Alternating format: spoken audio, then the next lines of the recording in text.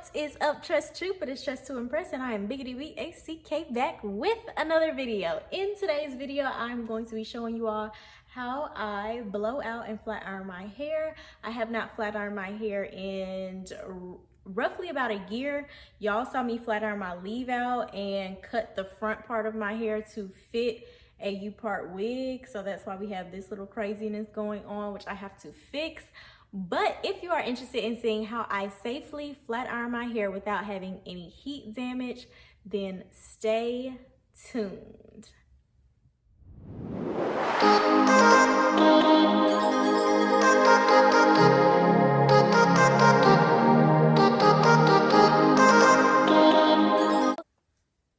All right, y'all, for the most part, I am going to let you guys watch me flat iron, or just like the method of how I flat iron my hair. I am going to explain it a little bit, and then from there I pretty much just do the same process throughout my whole head, of course.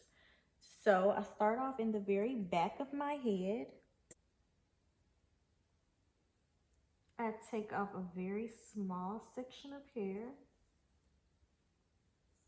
You guys can see how tiny that is.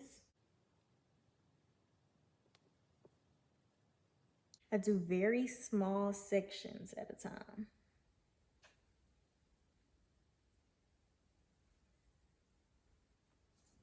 This is the flat iron that I'm using. It is an ion flat iron, ion 1-stroke, and it has the perfect name because, of course, I only flat iron my hair with one pass. It does have titanium plates. It looks like I might need to clean it off a little bit. I did flat iron my my wigs with this, and you have to be careful. You want to make sure that your flat irons are, is it off? They're heating up.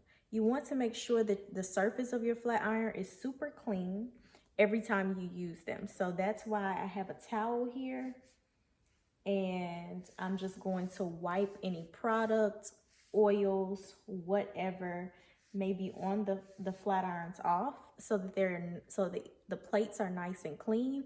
And then I also wipe the plates while I'm flat ironing my hair. So between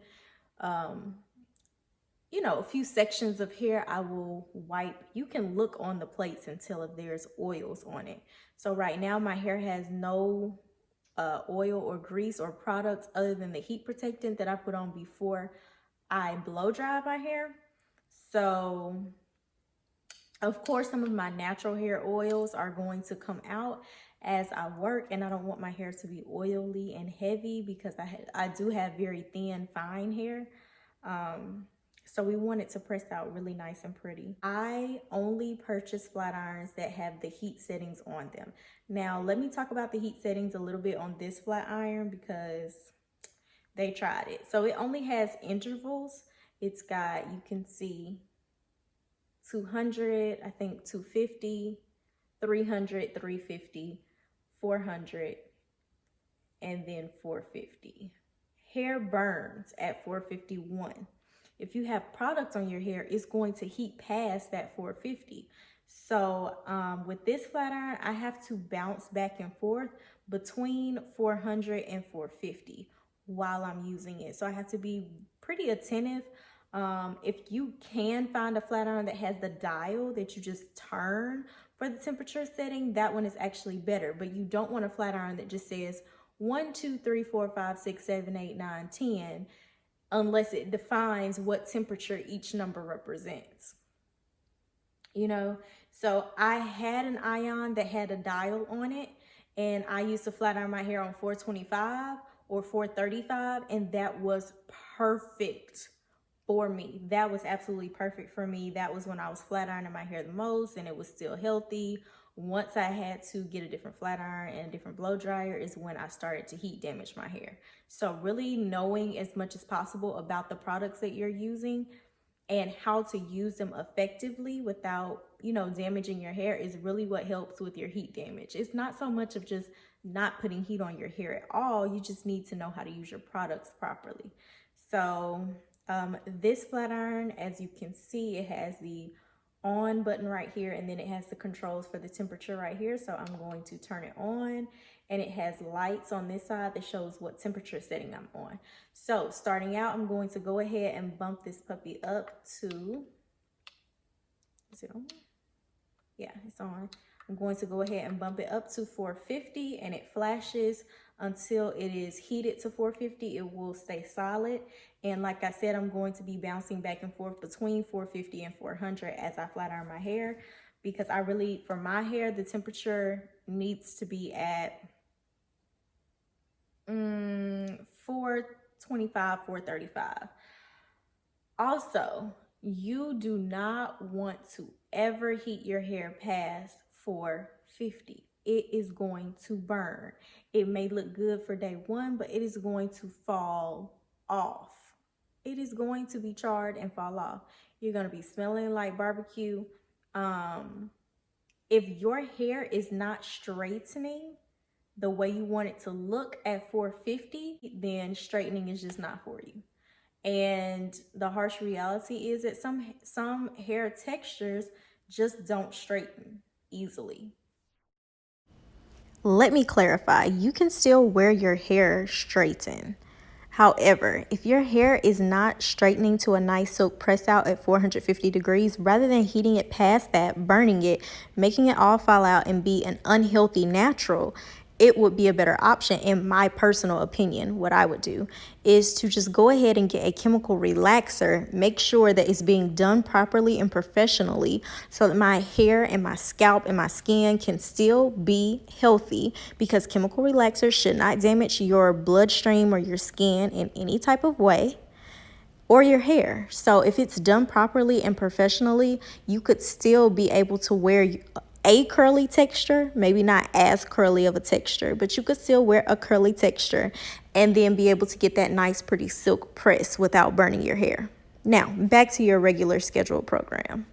It just is what it is. Now, some professionals, cosmetologists, I don't know, may disagree with me that you can straighten any texture of hair, but I have seen hair before in my hands that will not blow out straight or press at 450. And I refuse to heat hair past 450, because the scientist in me is like, okay, if you heat it past 450, it doesn't matter if it's coarse texture hair or if it's fine texture hair. It's going to be burnt, because hair burns at that temperature.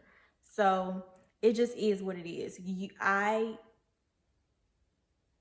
can say without any expertise, just from experience, that your hair is going to burn off.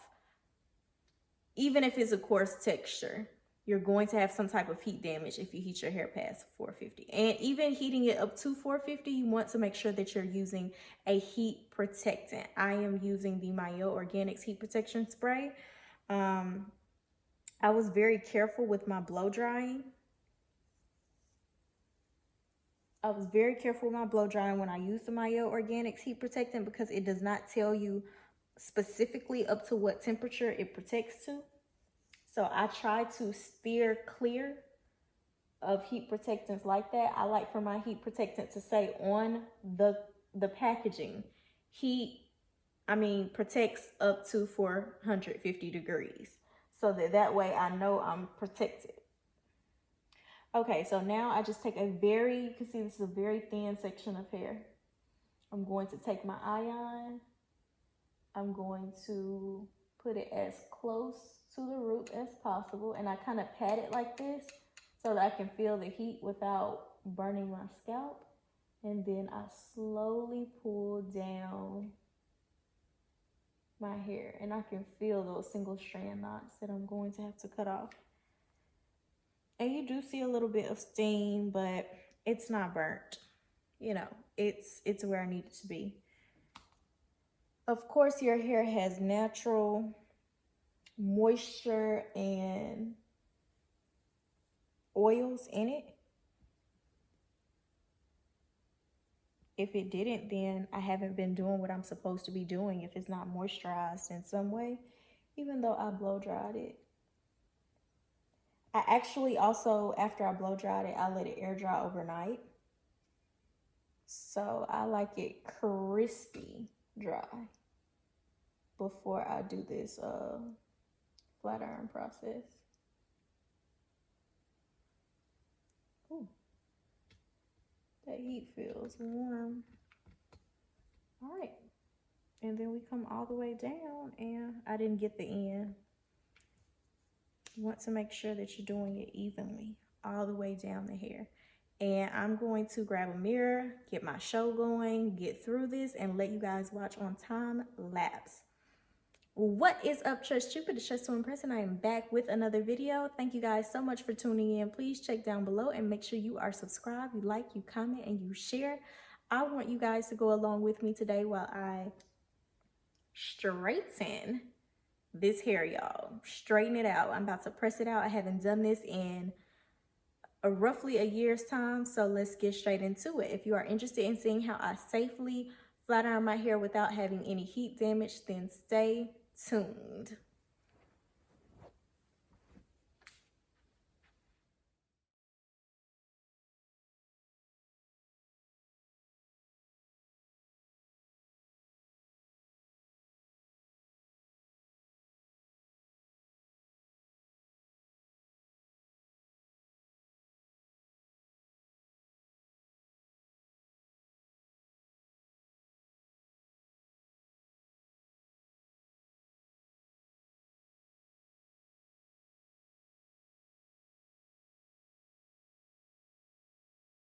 Okay, these are the results.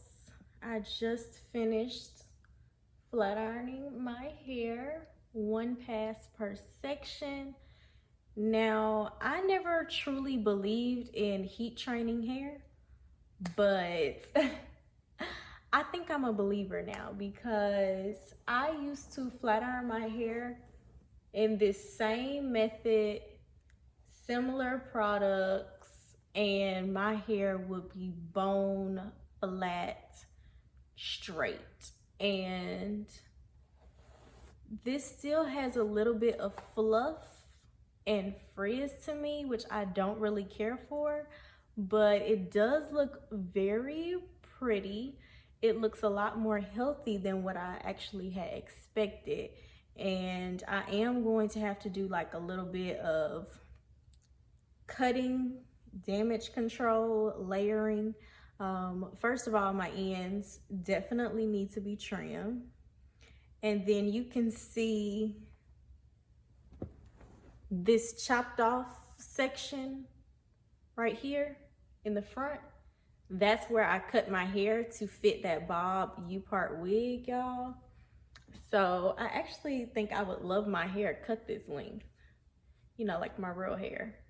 But we're not there quite yet. So right now, so that I can actually wear my real hair without this looking like it's a U-part wig, right now it looks like my hair is this long, and then it looks like the rest of this is extensions, which we know is not the case, and I don't want it to look like that. So I am gonna have to go in and kind of layer this section a little bit that I cut, so that it's not such a drastic change between the two lengths of my hair. But y'all, I am happy with my flat ironing results. I am going to add a dry oil onto my hair and wrap it. And wrapping your hair just further flattens out the ends and everything and preps your hair for trimming. So I'll do that and get cute, and hopefully I can see you guys later in another video. All right, Trust Troop, thank you so much for tuning in to today's video. I hope that you guys learned some new techniques about how to care for your natural hair and how to safely flat iron it and get a nice, beautiful, sleek, straightened look. I do need to trim this hair, and I cannot wait to trim this hair, because I don't like when my hand can't freely flow through the hair. I like for it to feel very silky, and it does not have that feel right now because my ends are bad. But thank you guys for tuning in. Make sure you are subscribed, like, comment, and share out this video. So thank you guys so much for getting the Trust Troop to 1K, and the 1K giveaway is coming up soon.